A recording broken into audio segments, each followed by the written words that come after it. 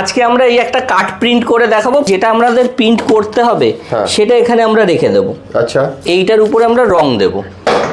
আচ্ছা,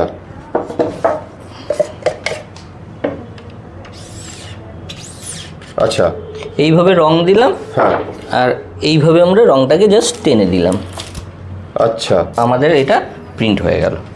ওকে, হ্যাঁ, বেশ। তো এখানে আমরা একটা গেঞ্জি পাতিয়ে দিয়েছি যেখানে আমরা প্রিন্ট করব এই হোয়াইটের উপরে। তো ব্লু কালারের একটা গেঞ্জি প্রিন্ট করব, তো এখানে আমরা যে কালারটা দিয়ে প্রিন্ট করব সেই কালারটা দিয়ে দিচ্ছি।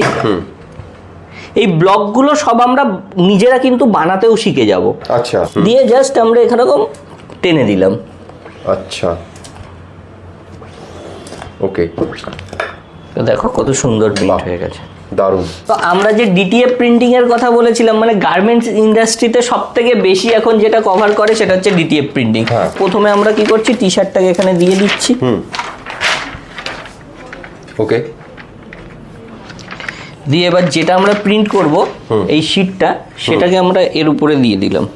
আচ্ছা, প্রিন্টটা যেটা হয়েছে এই ইঙ্ক মানে পেপারটাকে আমরা এখন এরকম ভাবে রিলিজ করছি যাতে ইঙ্কটা পুরো ট্রান্সফার হয়ে গেছে সেটা দেখানোর জন্য। পুরো ইঙ্কটাই ট্রান্সফার হয়ে গেছে। হ্যাঁ, সব ব্যবসার কিন্তু এরকম টাইপের স্ট্যাম্পের রিকোয়ারমেন্ট থাকে। তো প্রথমে আমাদের এরকম স্ট্যাম্পের বডি চাই, তারপরে যেটা লিখবো সেরকম একটা লেখার টেক্সট চাই।